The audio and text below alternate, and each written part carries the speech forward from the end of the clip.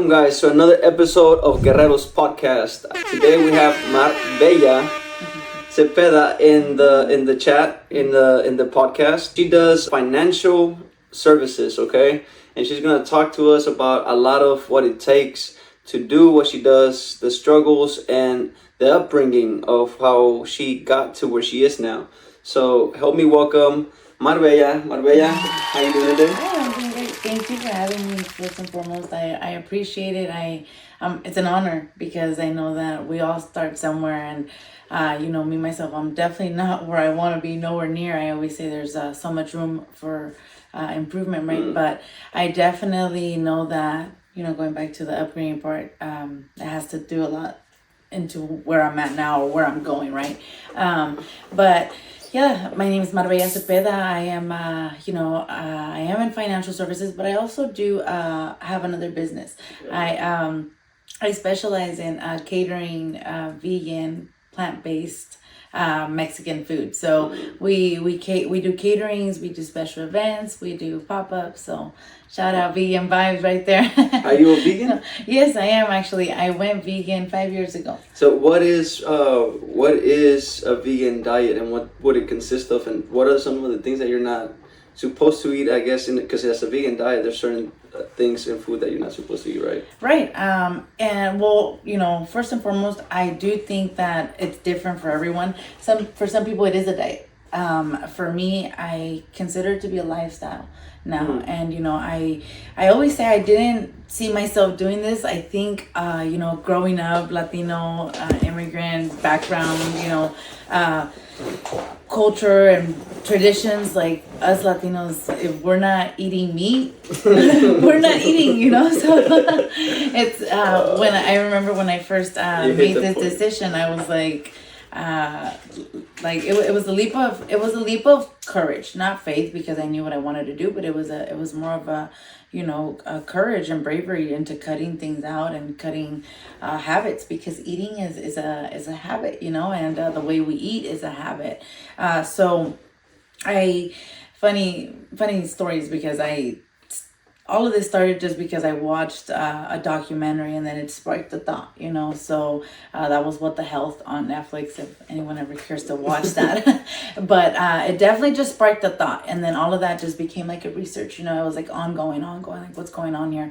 And more than anything, I am a single mother of two. I have two daughters. I have a 10-year-old and a 6-year-old, and more than anything, it came down to, okay, if I know what I'm putting into my body, but if I'm serving a plate and I'm telling my daughter, here you go, have this, then it's supposed to be nurturing. It's supposed to be good for you and helping you, now and later in the future, right? But knowing and going into the research, I realized, okay, no, maybe what I've been doing and what I've been feeding you, or what I thought was good, isn't as good as I thought. And I should be making some changes, because ultimately,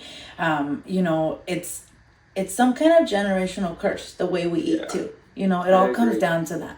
And I am a strong believer that it's going to take someone brave and courageous to be able to break those chains, right? Because it all starts, I always say, it all starts in, not bringing it into my house. So if I don't shop for it, then that's the best way. Like, not bringing it into my house, automatically kills temptations. If you buy something, then you're giving yourself an open door to potentially have it or serve it, right?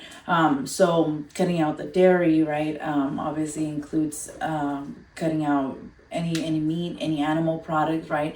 And everything that is consumed is either derived from a plant, right, source. So something like soy, black bean, lentils, potatoes.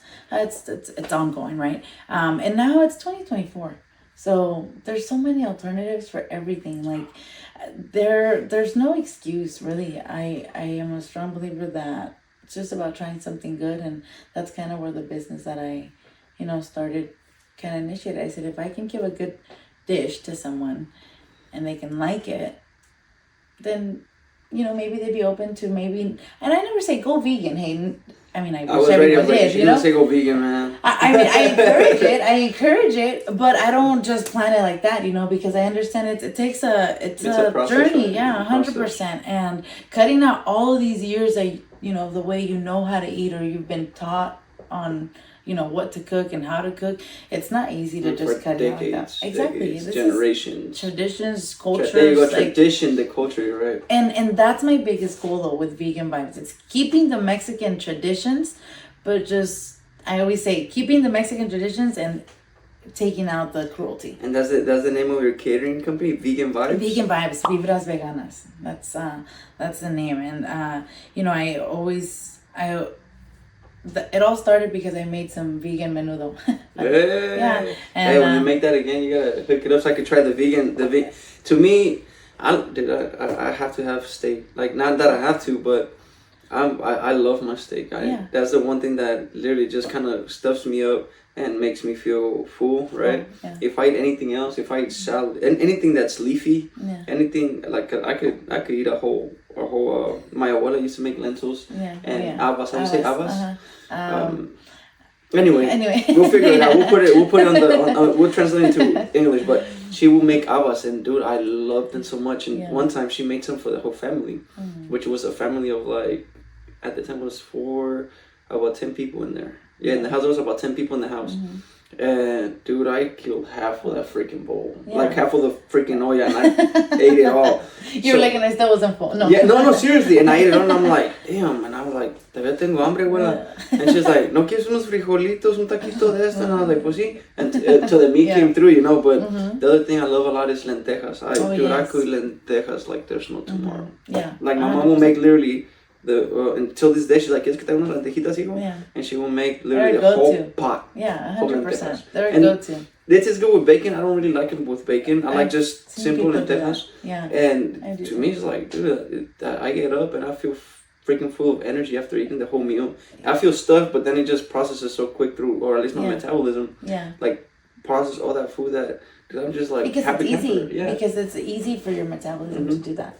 Because it's a plant source. Correct. So that's why it does that so easily. And that's, and that a lot of the things I know now, like, illnesses, diseases, all of that derives from what we're eating. And a lot of people tell me, why did you go vegan, And it was really what freaked me out was the connection between the government, the hospitals, and the food. And to me, it's a mafia, because the government puts out food that is approved, right? So that we can have it and buy it and feed it to our children. And that food is, obviously processed enough to make us ill. And then we encounter all of these illnesses that, now we end up in the hospital now.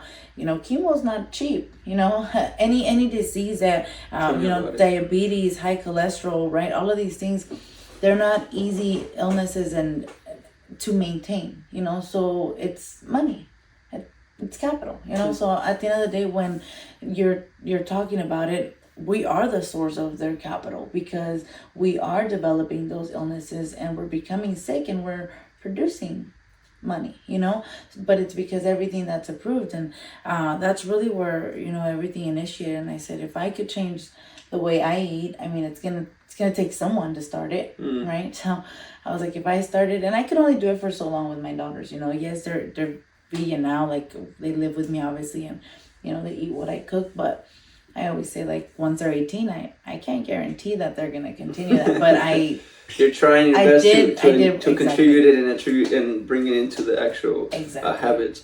Now, one of the things I'm really interested is wanted to ask about your upbringing, because our upbringing has definitely leads to what we are currently doing now, right? So for you, were you born here in the U.S.? I was not. You weren't? No, I was not. Would you like to share a little bit of what it took to, from what age did you come to the U.S.? What was the biggest struggle coming out to a whole new country that, you didn't even speak the language? You were not part of the community until until you came over here and you're like, oh, okay, well, now I'm in a whole different place. How was that for you? That's a great question, by the way, because it all correlates. It really all does correlate. And I was brought when I was 3. So I was really little.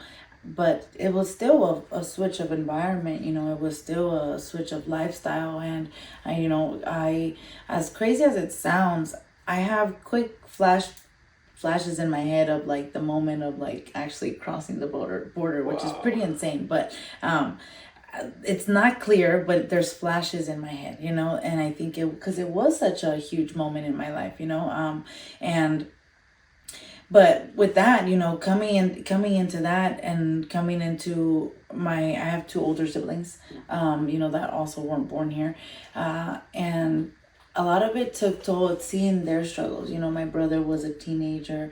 He struggled a lot because he didn't understand the language. And, it was always like infuriating because it was unfair, right? At the end of the day, he wanted to go to school, but getting bullied and stuff made him drop out.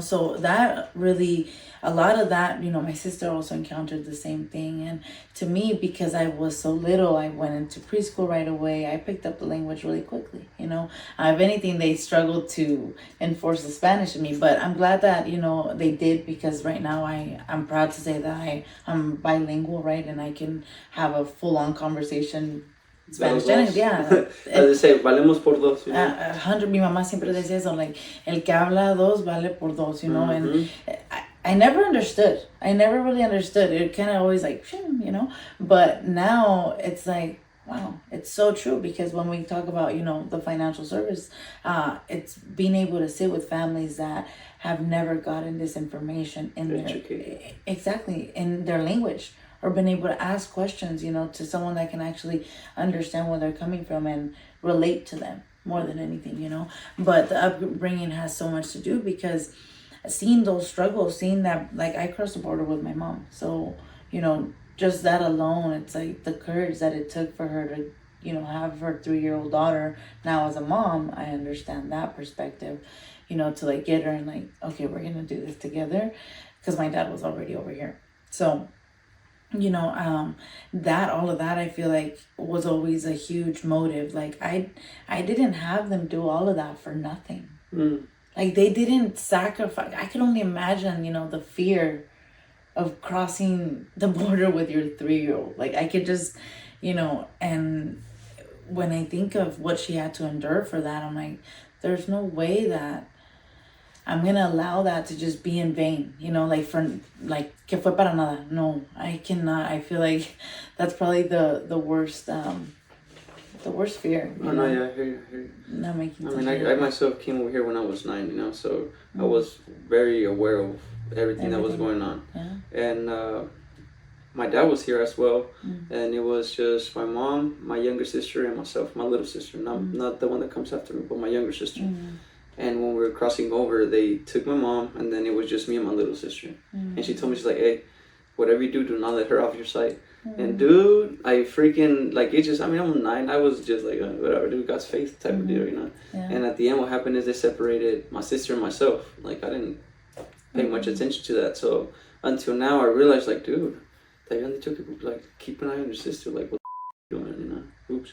Like, what were you thinking? So I didn't process that whole thought until years later, till I was like probably 18, 19. I'm realizing, like, wow, dude, your mom told you to not let your sister off of sight. Like I'm just thankful that nothing happened to her, because being as a little person, or as a little kid, and then especially as a girl, like so much stuff could have happened. Not to say not to a guy or a boy, right? But as a little girl, like so much could have had gone wrong. And I'm just thankful and grateful, man, that we're here, we're all here, now we're here, and it's just a living experience.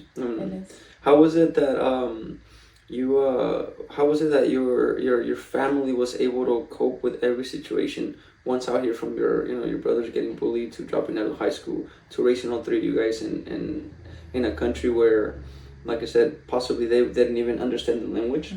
So how was it that they were able to do your upbringing for the entire family? It was always I feel like the language in the house was always, how are we going to do it? It was never like, no se puede. It was never, my mom, I always say the entrepreneurship side of me comes from my mom. She's very, very, she's ella de todo, like she does it all, and it's something that I'm so blessed to have, because I got to see that, growing up, my mom had these ideas and my dad was a huge support. So it was a beautiful thing that I know a lot of people unfortunately didn't get to grow up with, right? But I love the fact that I get to hold on to that, because my mom had these ideas, my dad would support, and like, within 3 years of them like coming here, my dad had a house. So it was like he had 3 jobs, he didn't have a car, but he had a bike. So when I think of him as a man, I'm like, wow, like everything he had to do, right? 3 jobs, no car, just a bike and bus, right? And in 3 years was able to become a homeowner.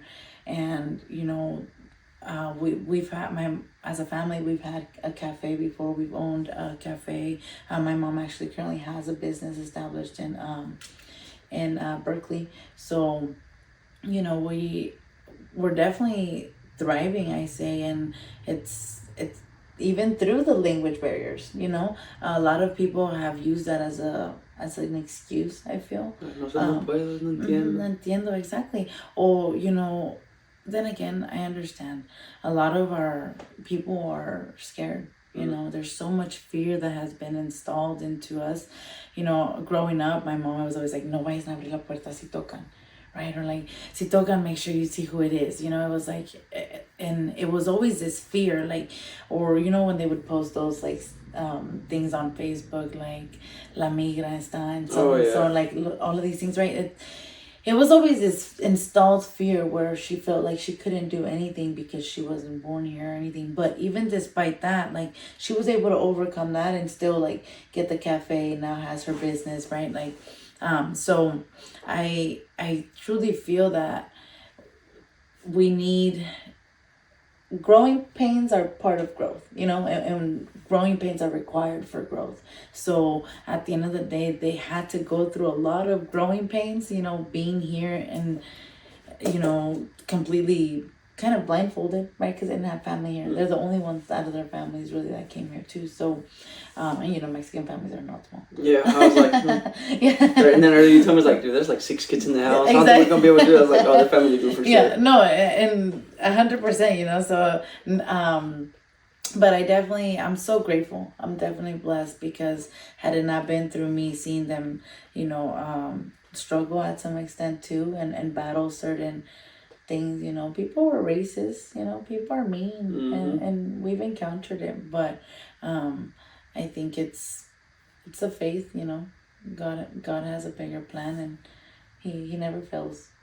Where do you remember your journey starting? Like, where you're like had the mind shift, or was it you always had that mind where it's like, you know what, like you said, it's installed in us now that like you said, your mom is the entrepreneurial side of you, right? It's like, but where did you were like, this is what I need to do? Where did your mind start to think in that Direction. In that direction? Where did it start pointing for you in that direction? I think I would say my life completely shifted when I became a teen mom.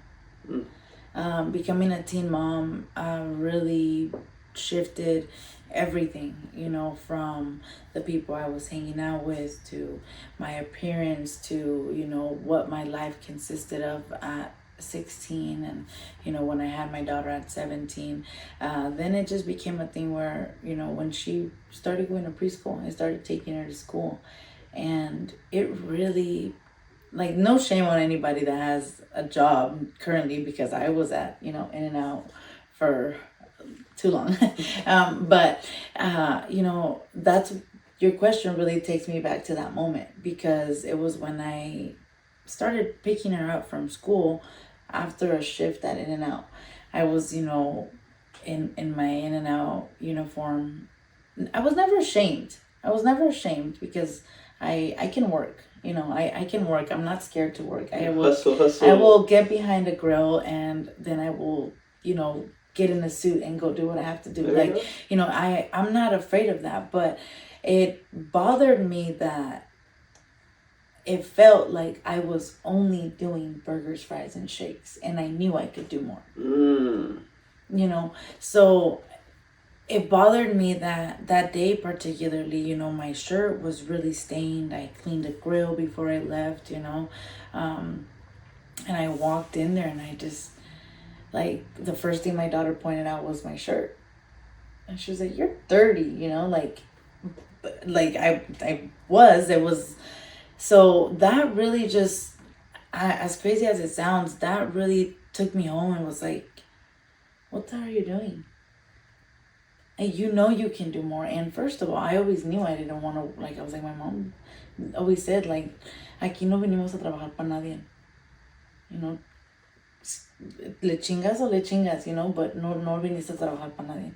So that was always I can't be working for someone for the rest of my life either. So what is it that I'm going to do? You know, then it goes kind of back to finding purpose, maybe finding where it is that you're destined to be. But at that moment, I was comfortable. You know, In and Out is, we call it easy money, you know. You don't get paid that bad for flipping burgers. Yeah. And, you know, they give good benefits, right? It's what we all look for when we're coming here, and get a job, go to school, get good grades, right? Go to college. If you don't, then get a job and make sure it has benefits, 401k, right? So it was a comfortable moment for me till that happened. And I realized I don't want to be in this situation a lot longer, you know? But then again, it's easy to get comfortable when you're not with the right associations, when you're not reading the right books, and when you're not attending the right places, or at least intaking the right information. 100%. How old was your daughter? How old was your daughter when she told you, like, "Hey, mommy, your shirt is dirty"? Yeah, this was literally like early on. This was when she was still, she hadn't even moved to her real school, so she started talking at a really young age, because she started going into a school environment at 2 months old, because I was still in high school. So I would take her to the classroom next door. She would stay there in a classroom environment. I would go to class. I'd go feed her for lunch, then go back to class, and that's how I was able to graduate high school. But it was, you know, it was something that I really wanted to achieve. She was probably, you know, she was not, maybe 3. She wasn't, you know, she was speaking fluently, but at the end of the day, it really came down to the moment of reflecting, what am I doing for them? What am I showing her, you know? And it always sparked that. But like I mentioned, I still stayed comfortable, because I stayed at In-N-Out for 8 years, you know? And I'm never ashamed to share that I got fired from In-N-Out, you know, and it was a blessing in disguise, 100%. I know that for sure. It was time to hang up the apron, but Were you stressed out when they fired you? Like, were you like, no, why? Or I was stressed out, because imagine you're 8 years, you know when you're getting paid, you know how much you're making, you know what's going on. Check, yes, right? You know what's going on, you know your day in, day out. So it was a shock. I think it was more than anything a shock, kind of like, oh shit, what just happened? Like, it's done, you know. Over a silly mistake, but I learned my lesson, you know. I learned my lesson, like, and In-N-Out didn't make good. Don't get me wrong. I always say I'm grateful for what it taught me, because it teaches you endurance, fast-paced, customer service. You know, it taught me to work under pressure and with many people. So I'm definitely grateful, and it fed me and my children for a long time, you know. So I'm grateful, and I'm never ashamed. I always say I went from flipping burgers to, you know, protecting lives. It's okay. But feeding lives to protecting lives. Yeah, all of it. I mean, I still, and you know, genuinely, I do love to cook, and that's why Vegan Vibes is still a huge passion. And you know, a lot of people do ask me, why don't I let go of Vegan Vibes now, and you know, just kind of focus on financial services. But when you truly have a passion and a purpose in what you're doing, you're willing to make it happen, you know. How long have you done the Vegan Vibes? Vegan Vibes, I started in 2019. 2019, so was that 4 years? Mm-hmm. Okay. Yeah. And do you have plans for the future of that? Yeah, I there's a lot of plans actually, and both businesses go really hand in hand. I always say I feed bellies and then I feed brains, because you know, people learn a little bit about how to eat a little healthier and how to maybe introduce a vegan meal here and there through their week or whatnot. And then, you know, I tell people I can definitely show you what I've learned, right, through financial services, what I've been able to do for myself.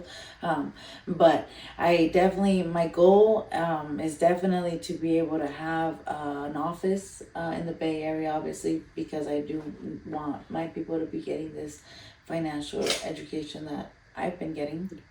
Let me ask you this, as far as your struggles, because as the Guerreros podcast, I want people to understand that nothing is easy, right? Everything that we do has a struggle, and a lot of people give up halfway through it, right? Like, it's so easy for people to choose the easy way out instead of being like, you know what, I'm gonna push through it, I'm gonna keep going. What has been the biggest struggle for you as far as getting fired from In-N-Out to what did you do right after that? I actually, while I was working at it now, I already had started Vegan Vibes, and I had been working at a food truck. So I just stayed at the food truck, and I stayed doing catering for Vegan Vibes till I went into financial services. Yeah. Okay. And what was the biggest struggle for you as far as transferring into a whole new, because you literally went from cooking to, like you said, you went from going on an apron to going into a nice, nice suit and looking good. So what was the struggle for you in that? There was a lot of, I would say, self-doubt was probably the biggest struggle. And that's why I'm so grateful for this business, because, through PHP, I've really been able to borrow belief. And I think that sometimes we need that. We need to borrow the belief that people have in us so that we can, keep pushing forward and build our own belief through that. Because then you get results and you start building your confidence and you're like, okay, I can do this, So I would say self-sabotage was a huge battle, and I can say that it's still a battle. It's never gone. I think it just gets better. And I think we learn how to react a lot better. But I don't think it's ever, it's always something that I'm scared to go back to and fall into. So I definitely push to stay in a positive setting, right? But I think in that moment, and at some point, when you go into such a different change, no one around you is used to seeing you as anything else than, the In-N-Out cook. So everyone has this image of you, and you going into a completely different industry. They're kind of like, no, that's not going to work, or no, like, you're not really meant for that. So there's this side of it, and then there's this positive side of it where people are believing and cheering you on, right? So I think in that moment, it was about making sure that I stuck to the right side of it, and the positive side of the entire situation. Was there any point in that process where some of the people, or like the people that were actually doubting your decisions, because at the end of the day, they're your decisions, right? It's not going to affect them on puro chisme type of deal, right? But in that process, was there any comments or something that came from someone that really meant something to you that triggered you to be like, damn, maybe I shouldn't do this? I would say my parents, I had their support. My mom, like I said, she's always been very positive and business mindset. So I did have their support, which was nice. But, when you put it in that aspect, I think my sister, it took a while for her to hear me out. And I think that's what, I was like, I really need to show her. Until today, it's still something I'm like, I really need to show her, and come through with the point that I want to prove to, right? Back up what I'm saying more than anything, I think is crucial. But I know that had I not stayed in the business, had I gave up, we would have never sat with her. We would have never been able to help her and, her retirement plan and getting her protected too. So, and her gaining some knowledge too, so, that's kind of the result of me not giving in when at the beginning she was iffy about it, or kind of discouraging me, right? But yeah, I think my sister was probably one of a huge, portion of that beginning part of it. And as far as having people doubt you, right? Which I mean, possibly even at this point, you're like, ya te voy a poder, like whatever, dude. Like you're not part of this, and you don't have to be, right? Because that's kind of my thing. Is like, dude, I'm doing this whether you like it or not, and having supportive parents always definitely helps, right? Because when a parent says something that kind of just throws you off, it's like, dude, you're my dad, you're my mom, you know. So thankfully myself, I always had that support from my dad. Even when I was on PHP, he's like, hey, ya hablé con tal de tal, and I already told him, and dude, you gotta talk to him. But I'm like, bro, your friends are freaking sick to the butt, man. Like, there's really nothing I can do, even with the foresters, right? That they give us all these options. I was like, there's literally no way I can help those friends, right? Even if I wanted to. And so, well, for you to overcome like your sisters, right, or your sister doubting you, and then coming to now helping her. Has there been any other big challenge for you, and or struggle as far as helping out or teaching or educating the community or at least you're the community that's within your circle? You know what I mean? The people that you can actually go touch much quickly than freaking cold markets type. Right. I would say, the hardest, it's getting that part of reinventing yourself. Because a lot of people still see me as this single mom, in and out, or vegan vibes, So getting to reinvent yourself and, reintroduce yourself really also, right? Like, there's a new, new me. Yeah, there's something about people not wanting to let go of that part of you, which is crazy because it's like, I let go of that. You need to let go of her too, So that's no longer. It was in my life. Yes, it was me. Like I was there, but people are allowed to grow. People are allowed to reinvent themselves, and I like water your plant differently, right? So I definitely think that's been a challenge because a lot of people have this image of me, and having to switch that, or like, oh damn, she learned something different, or she did something different, right? But then again, it's been beautiful because I have this whole other side of it where people are like, wow, like, it was just time was ticking for you. Like you were almost gonna make something happen. Like it was just you were loyal to your soil. Some people have told me because I stayed so long at In-N-Out, but even while working at In-N-Out, loyalty, yeah, they would, and I said it, I that's what it was with In-N-Out. I was loyal to my soil. I was comfortable. I felt like, I was in the right place at the right time, right, doing the right thing. But it was also an opportunity. I had to knock at my door that was gonna really take me out of that, and let alone,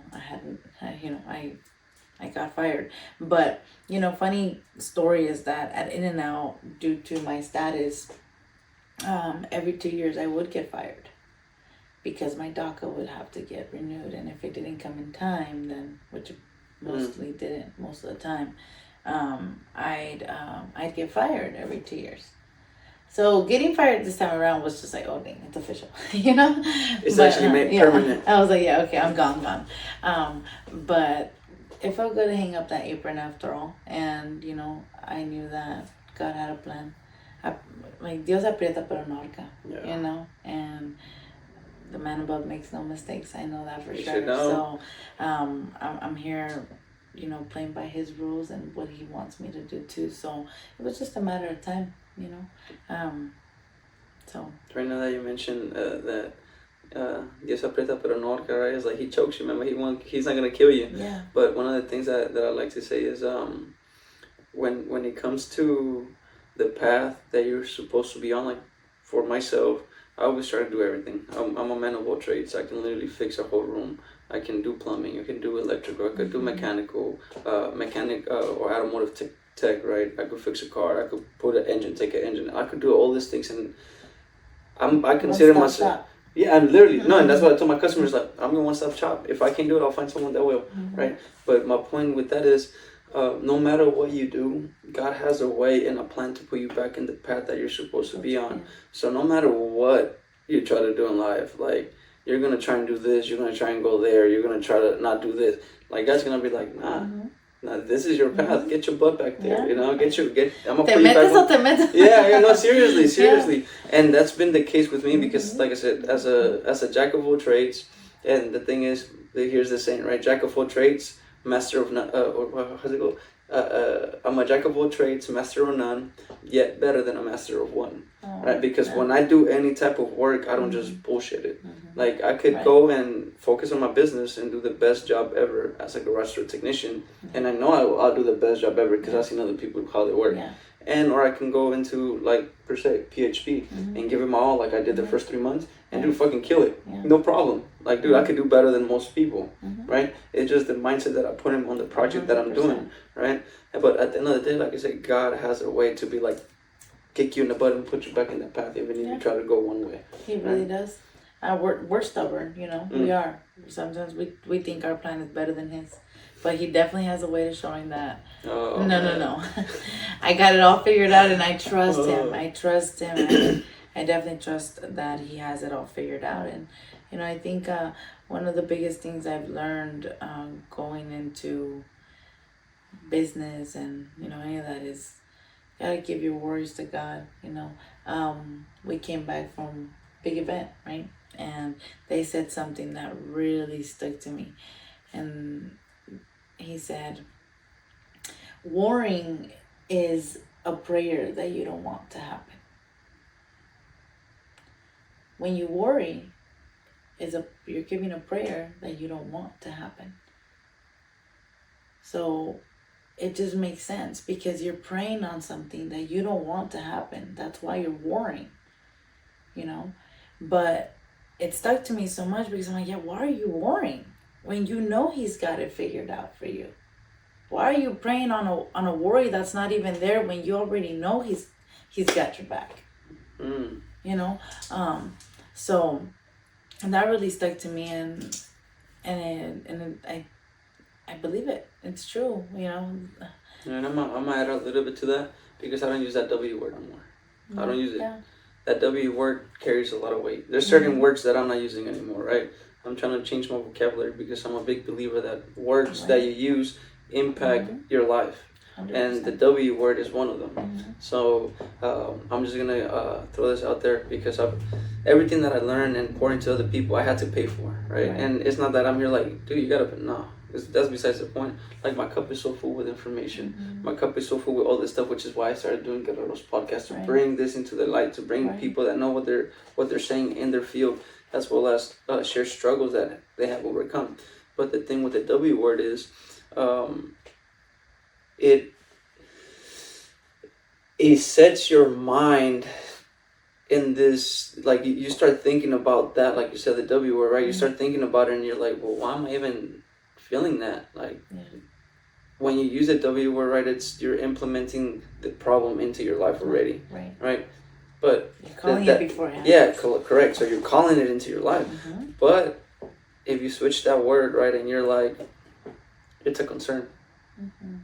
Concerns you're able to work on a concern because a concern is not something that cannot be fixed, that cannot be repaired. It's something that you're able to be like, oh yeah, I got this. It's concerning, but I can make it happen. And when you're, you know, and I'm gonna say right now, when you worry, and we'll cancel all that. When you're like that in that state of mind, you get stuck into you literally just focus so much energy into it that sometimes it drains you, and sometimes you're not even able to work through whatever issue it is that you're so W'd about, you know. So that's why if you can, stop using the W word and just start focusing on the concern, because if you're concerned, then it erases awareness that you need to do something about it right now. I love that. Okay, so I love that you brought that up because this is stuff that I'm also learning now. That has definitely impacted. I was meant to hear that. Yeah, like it's especially because I just heard that over there, you know, and I was like, that is so true. Like, but it brought that, like, I need to get that out of my head because there's no reason. It's blocks that shouldn't be put in the first place. Correct. There you go. It's a blockage, and you're literally, that's what you're doing. You're blocking yourself from finding the solution that comes to that I was gonna say that comes to that blessing that you're supposed to get. Yeah, exactly. So if you use it if you're like, it's a concern, like, okay, well, You gotta figure it out. Yeah, like how do I make this work, you know? And like you said, the struggle has always led us to figuring out things either way. Oh yeah. So I'm sure that being having concerns are gonna be much easier to process and tackle 100%. through them than you know having to W the hell out of them. You know? I like that. I agree 100%. Sorry, I just like taking notes because when I go helps. back, it helps. Not only that, but when I go back, I tell my guy, hey, dude, I need you to go to this spot and get me that freaking clip for the reel. But as far as and what was it? Dude, I freaking did it again. Do you mind pulling your phone out? You have on you so we can look at what you text me. Don't edit this crap out either way. Ivan, thank you, brother. I appreciate you. You're freaking amazing. That's my VA, man. He's freaking doing amazing work. All this stuff that you see on Instagram, like I just sent him the video, he just pulls it out. Oh, wow. And he's like, dude, I've been watching your stuff. I actually enjoy it. I was like, hey, let's go, bro. Yeah, so there was something that was in there that I actually wanted to hit the point on. You said, what did... No, you texted to me. Yeah, about what tips do you have? There we go. Yeah, so when it comes, because in our community, in our Latino community, there's always that limited belief, that limited mindset. We limit ourselves to so much. Like you said earlier, fear is one of them, right?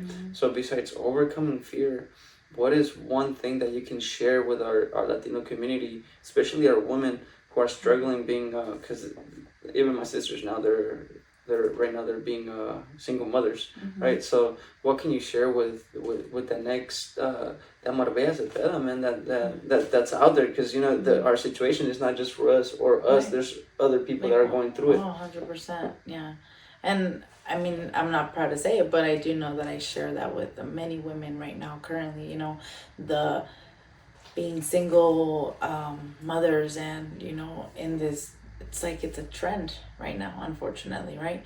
But you know, when it comes down to tips, I'm not this guru, or you know, I'm not this this perfect person either. But all I could truly say that's helped me more than anything, you know, has been obviously faith more than anything, above all, right? Having faith that God's gonna get me through anything and everything, and being faithful to that, right? But also I would say just associations, like making sure that I choose to put myself in those places where I'm going to challenge myself to get out of my comfort zone, get out of my ugly thoughts. Because if there's anything that I know is, you know, most of the successful people in the world have made it happen because they're encountering the most fear, the most challenge, the most hardships, you know. So because a result of that, they get to see, you know, the freedom that they want to see, right? So I know that, to me, getting out of my comfort zone, right, getting out of my clique, getting out of what I'm used to, right, or who I'm used to, and that goes back to a lot of things. That goes back to friendships, relationships, right? There's a lot of you know, women that, you know, I battled through that, and I know that many did too, where it's like it's a constant back and forth. You know, you're not able to leave a bad relationship, you know, because maybe you're not ready to become this single, you know, mother, and you're attached to this ideal, you know, I don't know, picture that we paint, right? But I think realizing, obviously, when that situation or that relationship is no longer healthy, getting yourself out of it, right? And when doing that, placing yourself in an environment that is productive, that is healthy, and that gives you room to grow, I think is crucial. Surrounding yourself with people that, you know, either are doing what you want to do, or potentially living the life that you want to live, you know. That's helped me, because if it weren't for me doing that, to be honest, the first year of me becoming a single mom, I was still working at In-N-Out, and it was bad. It was bad, you know. There was a lot of, I mean, I don't want to completely say time wasted, right? But there was a lot of bad decisions made, and I could say that I wasted time in the sense of I could have just been using that time more wisely into something else, right? But it took a growing pain to grow, right? Yeah, so I also would say, well, like you say, it's not completely wasted because you actually learn from it. And it was a journey. Yeah, I hear you. So the one thing that really has been intriguing to me, Maria, is that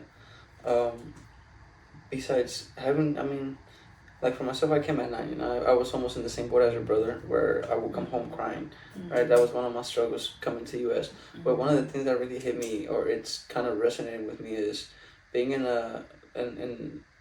having that family support that has helped you grow little by little from, you know, either, which I'm sure they also or at least I hope that was their support when you were a single mother was there as well, right?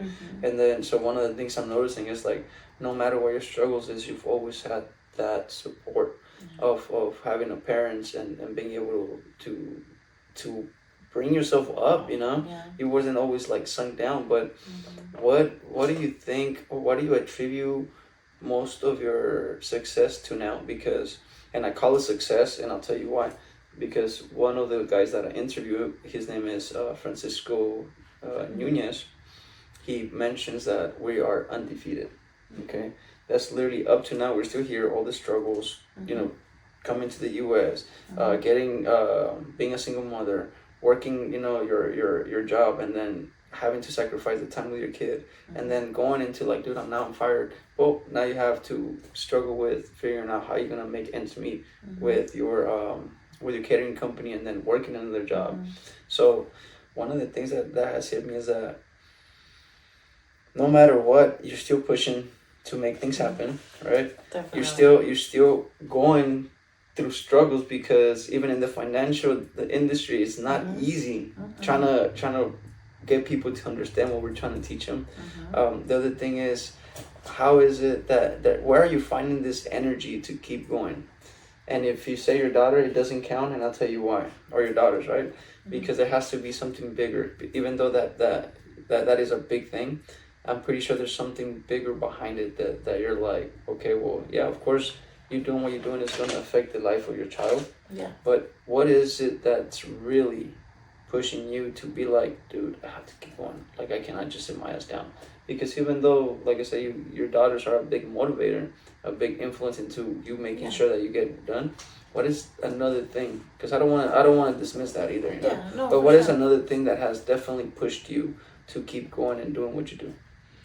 It's a good question, and to be honest, obviously yes, kids and parents, right, and family. It's a huge, it's a motive, it's a why. Yeah, that's right? why I say it doesn't count. It doesn't count, right, and we all have that. completely makes sense, exactly. But quite frankly, for me, I used to be really scared to die, and I never understood why till now. And I think is because, well, the clarity that I have so far in my life now as to that fear, where it's derived from, I have a fear within me that, well, let me backtrack that. I have a thought that it matters so much what's gonna happen after I do die. What's gonna be left said? What did she do for others? Your legacy. And it scares me to think that unfortunately, some people die and they get celebrated that day, you know, and then they get forgotten. Because there was not much to the legacy. And obviously, yes, my daughters and my parents and my family matter, but to me, I want to be remembered longer than that. For something bigger than that. Yeah, I was about to tell you, what do you want to be remembered as or for? If there's anything that I strive, is that I want to help and I want to create change. but I know that's only going to be done in union. Mm. I like bringing people together. I like working together to do things. I'm, people say, naciste solo y te mueres solo. And I know that's true. But to me, it always made sense. We're born alone. But we're born into a world with millions of people for a reason. We're not meant to go through life alone. Because we're born into a life full of brothers and sisters that are supposed to come together. So to me, it's my biggest, goal, mission. I don't know what, I strive to bring people together in some way. And, believe it or not, it's a beautiful thing that Vegan Vibes has done for me. There's sometimes on my Friday pop-ups that there's a crowd of 10 people, 7 people. Everyone's just eating, coming together, meeting each other, interacting, sharing values, sharing.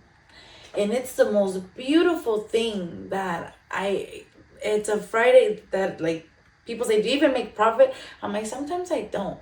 But if I encounter that, it's such a beautiful feeling, Jonathan, and I don't know how else to describe it, but it's fulfilling. Yeah, I was going to say that's profit on its own for you. That's 100%. profit. Not People, everybody understands yeah, that. I was like, people think profit like money. Right. Like, yeah, we run on freaking money, man. But sometimes people don't understand that the profit mission, goes further than that. the mission and the what you get out of it is way more than money. It's something that money can possibly never buy. Never. Because you can pay some people to be around you and act happy, but it's not real. I know the genuine, the genuineness behind all of that. It's a beautiful thing, Beautiful. So, I definitely would say that legacy is a huge portion of it. Mm-hmm. So, let me tell you this: what has been one of the biggest struggles trying to educate our community in the financial area of our lives? That we think we know it all. El sabe todo, Yeah. el sabe todo. Yeah, okay.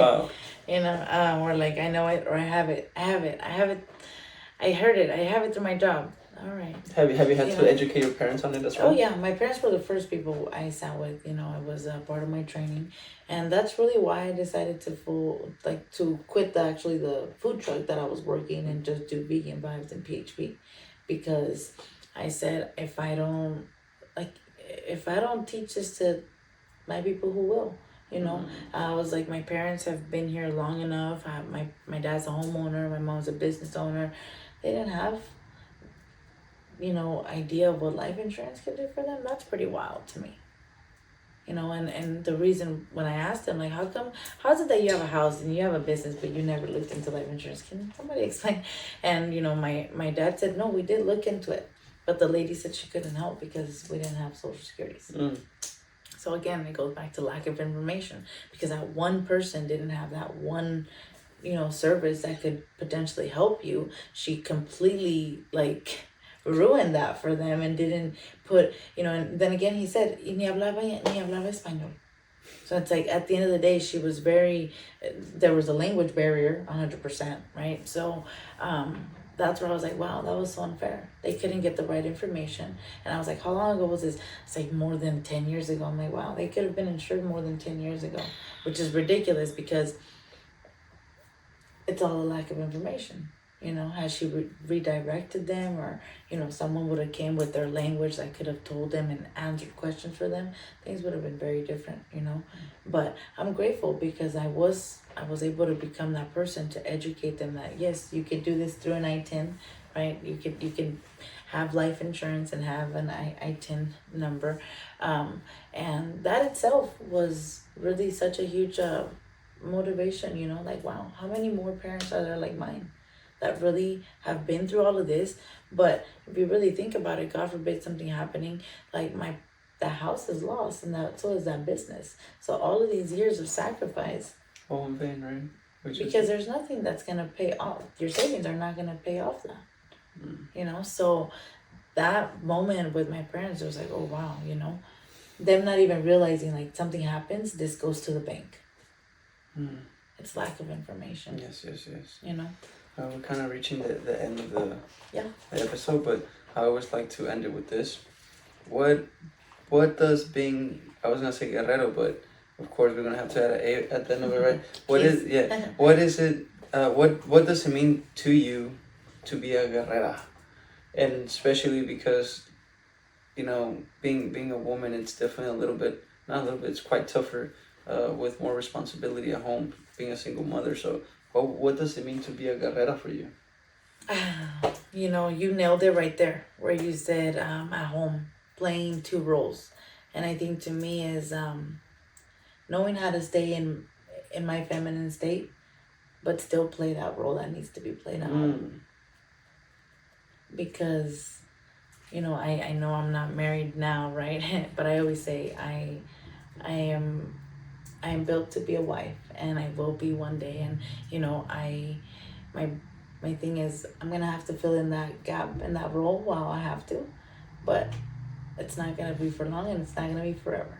So if a man comes, right, it has to be a man, right? Not a freaking man-child, right? But if so you'll be so you'll be able to be like, all right, man, I'm hanging this freaking side of me. It's time for this guy to put in that work that I don't have to do anymore. You'll be taking care more of that side then, right? To be honest, I'm not in no rush, right? I'm like, when God knows when that time's gonna be. But I know that when that right man comes into my life, I will be able to gladly give him the role that he deserves, So we can each play our role. Yeah, hear that? There's roles, okay? There's freaking roles. Learn your role. Yeah, seriously. Play it right. There you go.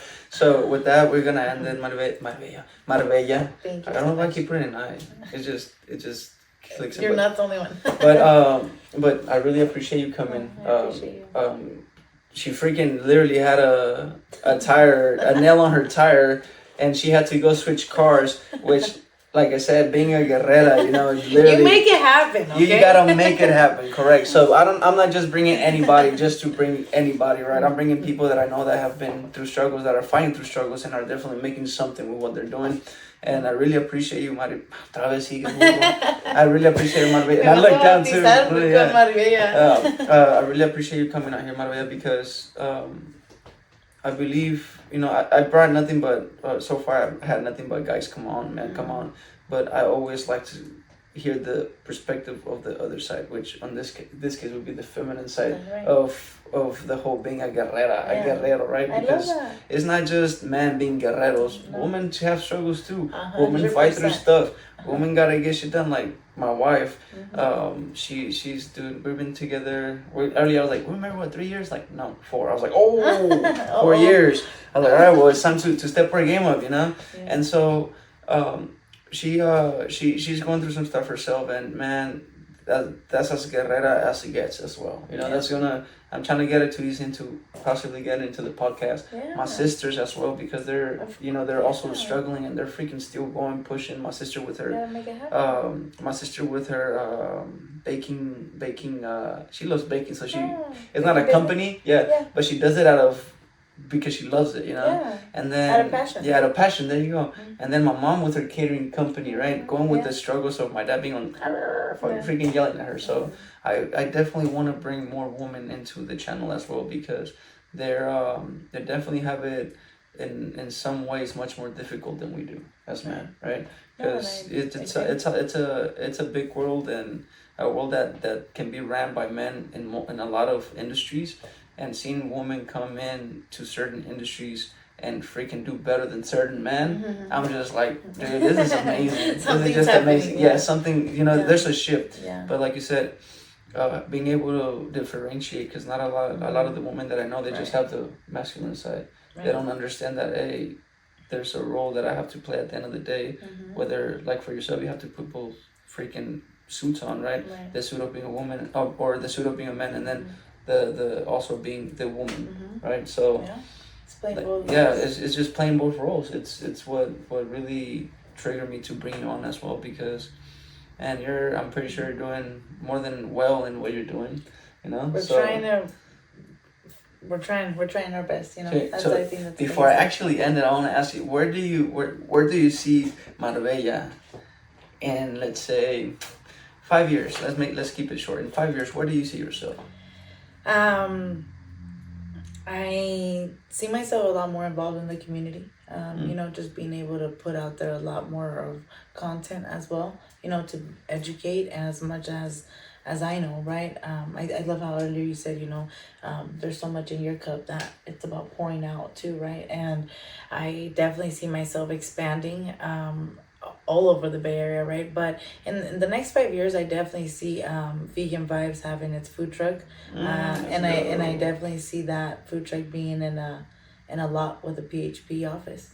Oh, so you're gonna keep people fed and full of energy. 100%, both. Like ¿cómo se llama este muchacho? El que hace los mariscos. Claudio. Claudio, yes. Dude, I miss that guy, man. He's amazing. If you see him, tell him I say hi. I sure will. So, but yeah, awesome. I love what you brought. I really appreciate you being here. Oh, I appreciate you. If there's anything that you need off of this, let me know. I can always Jonathan, give me the clip. I'll send it right over. Oh yes. But I appreciate you and thinking of me. I definitely appreciate you for thinking of the feminine side of it and trying to get that incorporated into what you're doing, because I know you're doing amazing things, and the entire purpose of your podcast, I can see how passion driven it is too. You have a goal, and I know you're gonna make it happen, because I can see how genuine you are with it too, so, and it suits you so well. So I'm glad you're doing it. I really am glad you're doing it. Thank you. And I'm flattered to be here, because this is the start of it, but this thing's gonna blow up. Oh, I have no idea. I really appreciate that. It's I'm the first guy interviewed. He's like, dude, you're a garage door installer. You're definitely getting out of your comfort zone. But it comes back to the one thing of like, dude, I didn't know my mission till just recently, and my mission is kind of like I'm with you on the community, educating my community, but as well as bringing all this value to our people as in one platform. Which do you have any mentors by any chance other than in PHP? I would say only my coach. I have a fitness coach that helps me, but it's more on the eating side of it. I mean, we need coaches for everything, Like for me, I have my business coach, my life coach. I have I gotta get back to it, but I'm also gonna get a fitness coach, and then soon I'm gonna be getting someone to coach me through doing podcasts. That's awesome. And dude, I'm broke monetarily, but man, the knowledge that I have right now, dude, is like you could kick me out of the house, you could literally cancel all that, but you could literally put me back in the street, and I'll bet you in less than a year I'll be back in the same place. Yeah. Why? Because all that knowledge that I already have it's like there's really nothing that I cannot do. No. It's like guerrero mentality, right? No, it is, and I love that, and that's why I'm excited for you, because it takes so much courage. It takes so much courage, Yes. So I'm definitely proud of you, but we got to start somewhere, Yeah, that's right. So.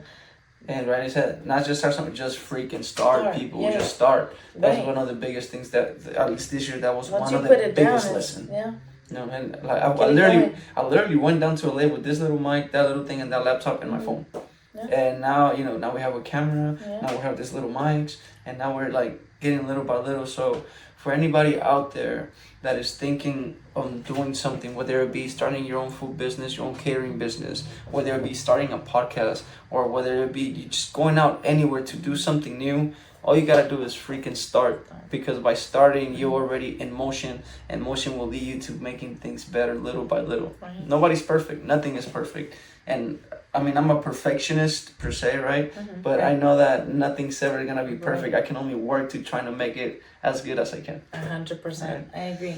Thank you so much. And all I have to say is, if you need ever anything from me, I mean, I need to try some of that vegan food. 100%. Yes, I agree. There's this restaurant in Berkeley, right off of going to where the hospital for Ashby going up. Mm-hmm. What it's called?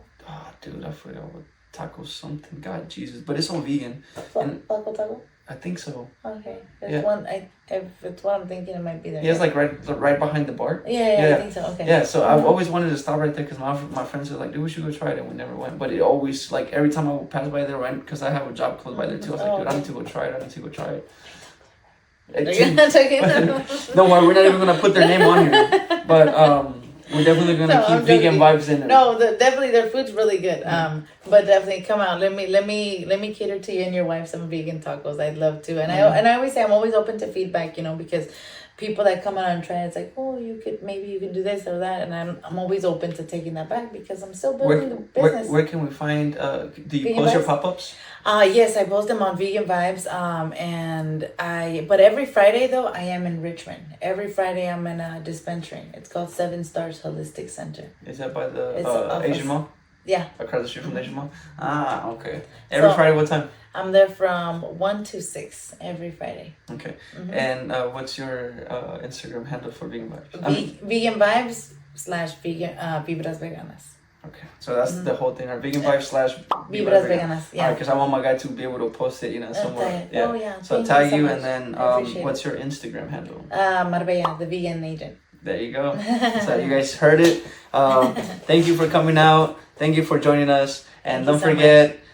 This is Guerreros Podcast. We're here bringing you nothing but quality people that know what they're doing in their life to get to that next level. So grab a book, grab a pen, and take notes, because I know I did. Yes, that's right. Catch you guys later. Thank you so much. I appreciate you. See you in the next one. That's right. All right.